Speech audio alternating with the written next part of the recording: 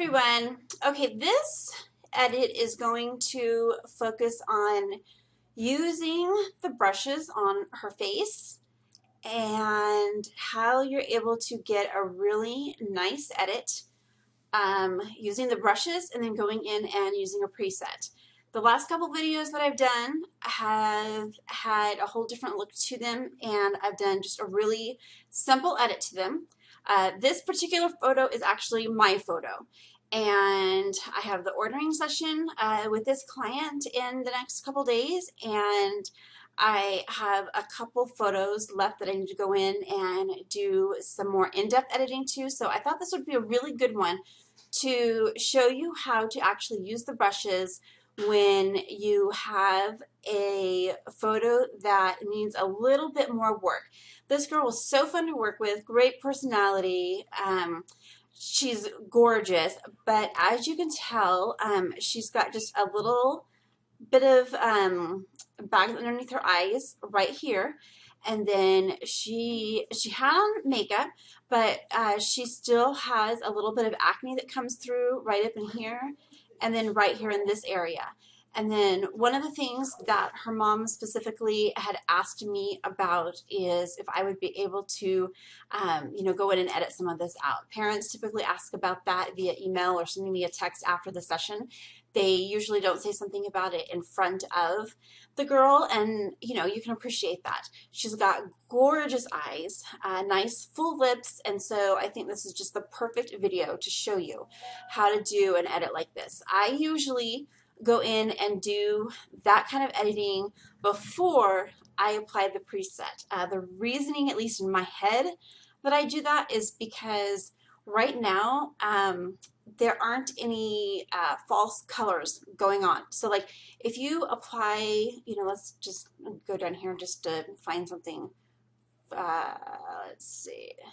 So say we've got, a preset right here. In my mind, it's like mixing in these colors of the preset into the skin, and it makes it harder to go in and really edit the details that we need to get to when there's a preset that's already applied. So I like to go in and edit skin like this when a preset has not been applied yet. So I am going to go into my brushes, and I am going to, you have the new button right here. I'm going to go down and I am going to choose the Skin Smooth brush, and I'm going to go over her whole face except for her eyes and her lips. That area doesn't need it. It's be a little bit smaller to get around that area there. You want to go under the eyes there. We'll go over here. You can get the nose right above the lips. That makes, and I always go like, when I'm at the chin, I tend to go a little bit like under the chin as well, just because that way it kind of blends in a little bit better. And sometimes you can go in on the skin over here and over here. I don't think she really needs it in here, but sometimes just kind of keep an eye on that to make sure that it blends in really well on your skin. If you notice right in here, she still needs a little bit of help in that area. So what I'm going to do is I'm going to click on new, and then I'm going to do another round with this just to go right in that area and kind of bring it up in here a little bit too. Okay, so we've done that, and oh, I didn't mean to, actually I'm gonna, let's go ahead, there we go.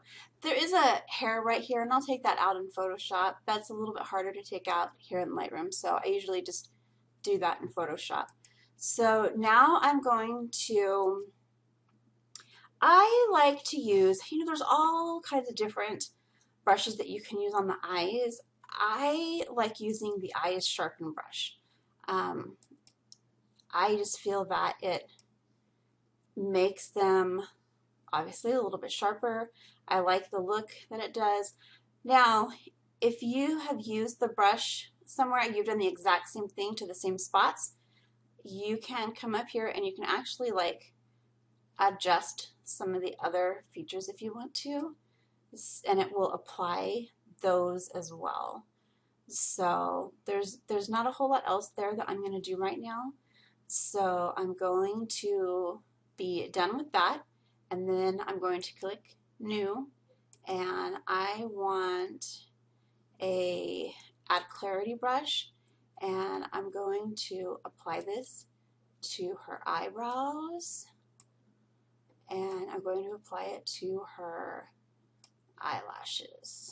And that's going to help make them pop nice once I am done. Okay, that looks really good. Okay, now I'm going to get my lip brushes. I like the Lip Smooth brush. I tend to either use the Lip Smooth brush or Lips Make Rosy, and that just depends on if they have anything on their lips yet. So for this, I'm going to choose the Lip Smooth brush. And that's just going to kind of see how her lips are a little chapped right here. So we're going to smooth out her lips a little bit. And let's go ahead and now we'll make them a little bit rosy, because now I think that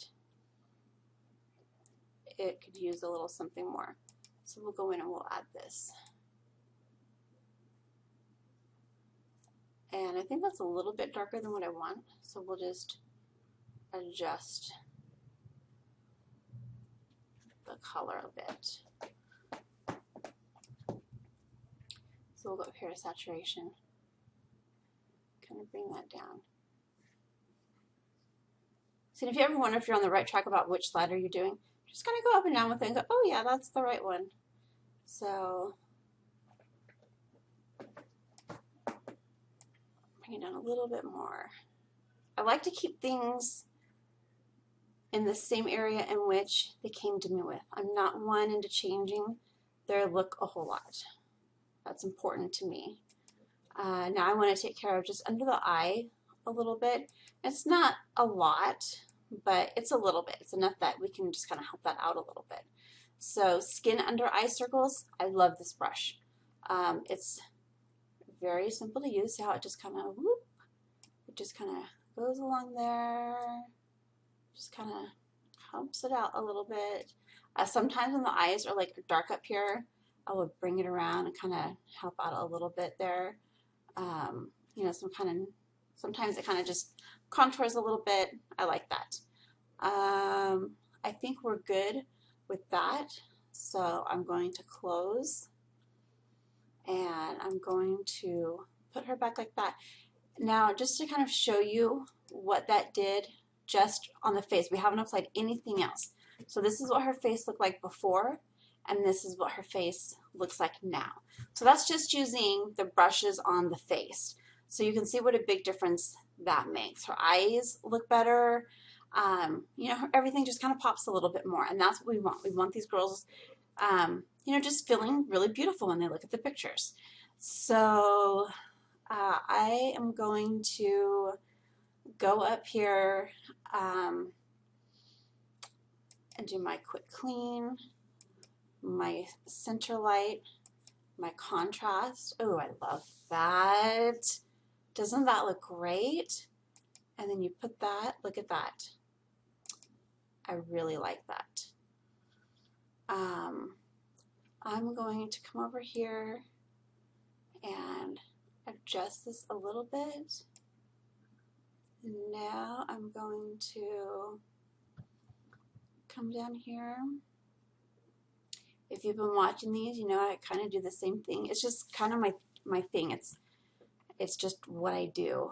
I always tend to do the contrast and the clarity, go down and check my sharpen and my noise reduction, and you know, then I kind of move back up this way. So you know, we've got this right here. Where's that coming from? Right here. Sometimes I'm just like, you know what, that can stay.